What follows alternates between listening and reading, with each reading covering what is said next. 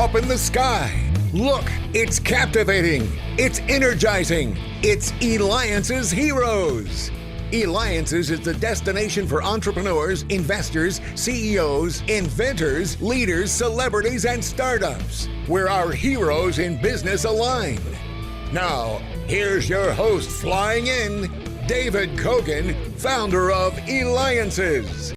All right, well, welcome back to the show. And by the way, again, I really appreciate the feedback we get from our past interviews, especially recently when I just had on and interviewed General Wesley Clark. So make sure that you go to Eliances.com. That's Eliances.com, the only place where entrepreneurs align. And as you know, we learn from so many incredible people. And I'm so honored today. We have with us Congressman Kucinich. He's a politician, representative from Ohio, former mayor of Cleveland, as well as former candidate for the Democratic nomination for President of the United States. And also now author of The Division of Light and Power. You can reach and get his book at FinneyAvenueBooks.com. And of course, we'll have that on our website at Eliances.com. Well, welcome to the show, Congressman. Again, we're very excited to have you here today. David, I appreciate being on the show with you, and very eager to talk about the Division of Light and Power. All right, so let's get right into that. The Division of Light and Power. What brought you to be able to write that?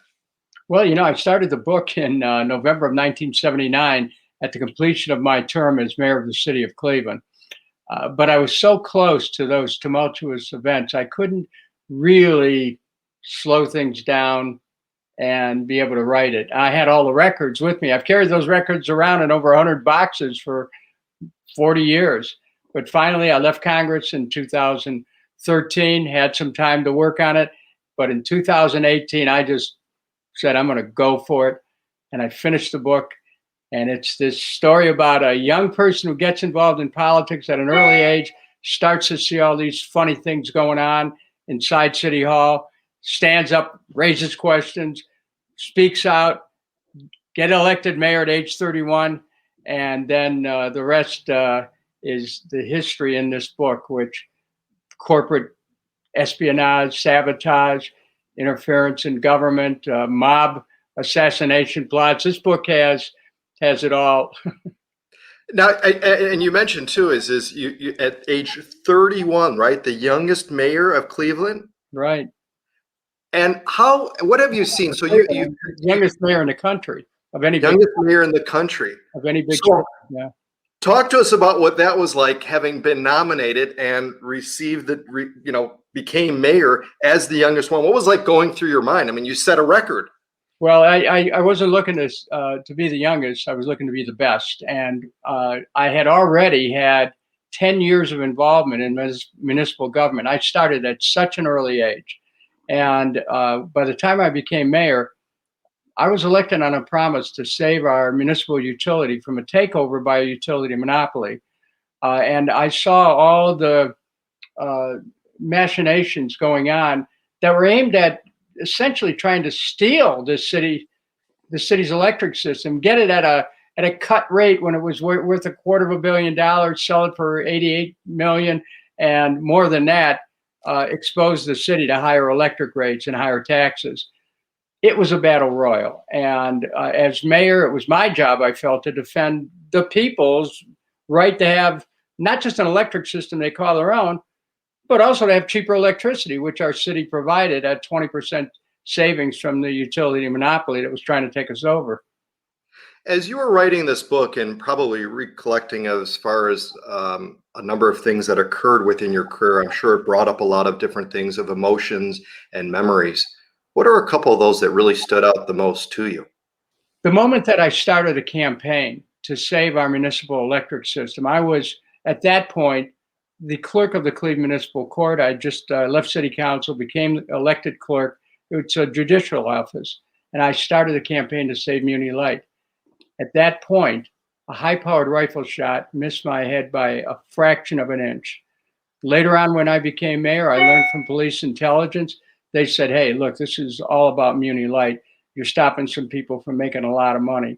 And later on, further down the road, the U.S. Senate Subcommittee on Organized Crime said that, yes, in fact, there was a mob-related assassination plot. They basically verified it all.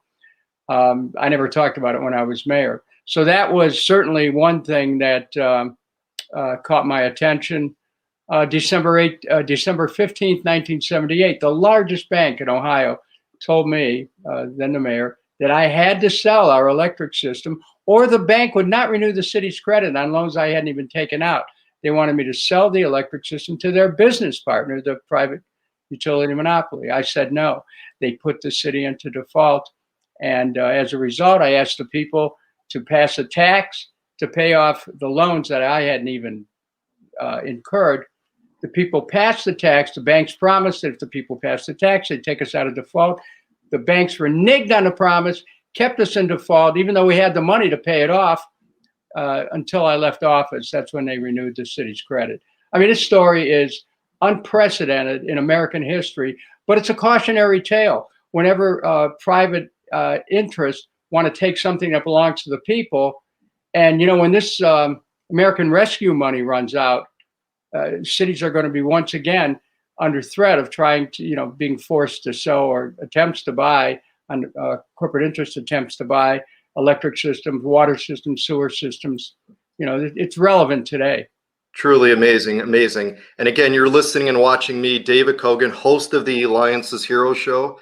Make sure you go to Eliances.com. That's ELIANCES.com. We have with us Congressman Kucinich, representative from Ohio, former mayor of Cleveland, as well as former candidate for presidency and author, The Division of Light and Power. Make sure you go to FinneyAvenueBooks.com.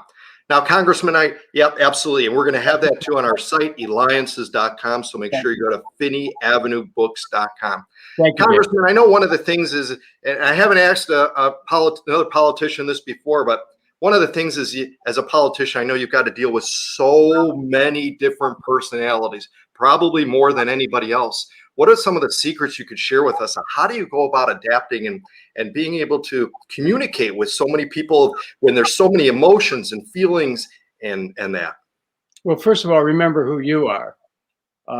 Just because someone may have a lot of resources doesn't mean that they deserve any more of a hearing than the people who do not. Secondly, make sure that politics, one of the problems of politics is it's transactional. You do something for me and I'll do something for you. Try to avoid those situations.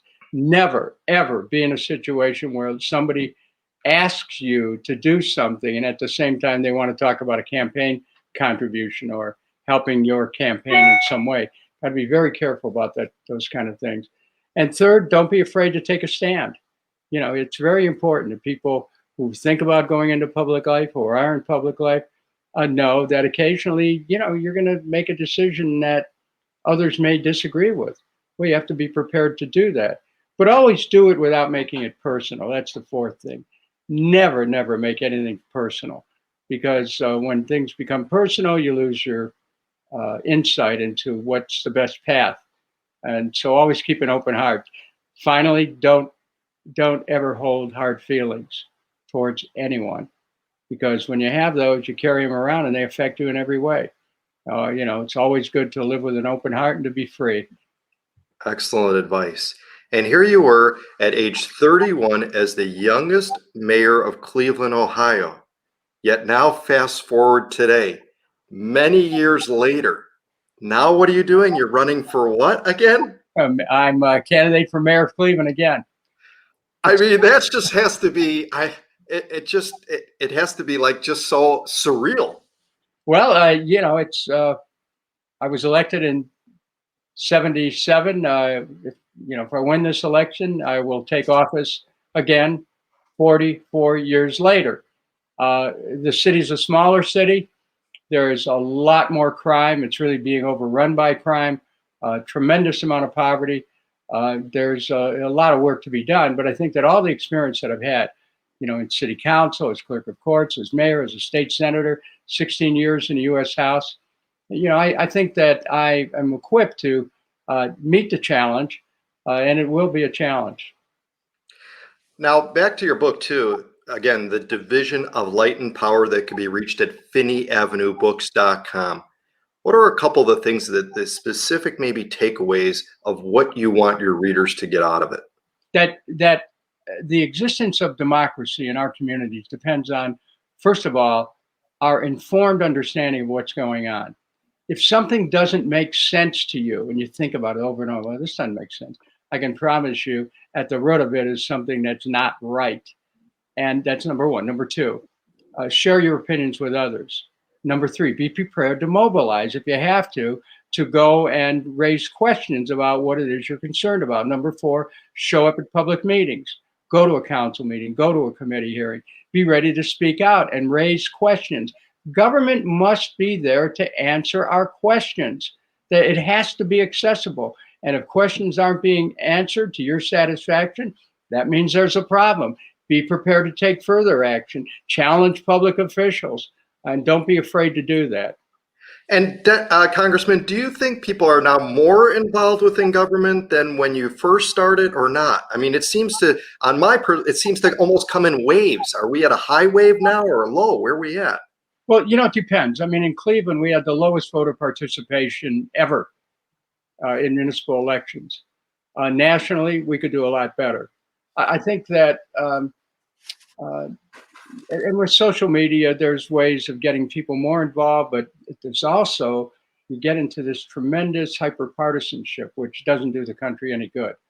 So you're right, it comes in waves. And I'm hopeful that as the public becomes more involved and that we set aside this idea of Democrat, Republican, left, right, liberal, conservative, and remember first that we're all Americans. So we're part of an American community. And at a Cleveland level, we're part of a Cleveland community. And, ideology sometimes stands in the way of us trying to manage the events and affairs of our community and our country. So I like to think that, what I found out in campaigning for president years ago is that, there are certain ways of looking at the world. People do have their ideological positions. But essentially, I don't think the American people are that ideological, although they can be whipped up into a fury, which generally doesn't serve the country. I think most Americans look for an underlying unity to be expressed and want a government they can call their own. And we've got time for one more question. I think that's important, especially how young you got started. What type of secrets or advice do you have for young adults who want to get involved in politics? Number one, don't take yourself seriously. Take the work that you do seriously. But when I was starting, I was knocking on doors and people thought at first I was the paper boy. That's when newspapers were delivered door to door in big cities. And so, you have to have a sense of humor about yourself and at the same time, a mission to represent people. And to hear what they have to say. That's what that going door to door was about. That's how I learned. I learned from the people. So, if you want to start, do it. You don't have to check with any brokers. There's so many brokerages that are set up. Well, you want to run for office? Come and see me, son. No, you don't have to do that. Just go to your local board of elections, find out what the requirements are, how many signatures you need. Go door to door, get those signatures, file, and then, make sure you know why you're doing it and get ready to represent people. Well, excellent. I mean, Congressman Kucinich, your story inspires fellow Americans. That's what makes a hero. Representative from Ohio, former mayor of Cleveland, as well as former candidate for a Democratic nomination for the President of the United States, and now candidate again, too, for mayor of Cleveland, Ohio. Make sure you check out his book, The Division of Light and Power. Go to finneyavenuebooks.com. This has been David Kogan with the Eliances Hero Show. Thank you, David.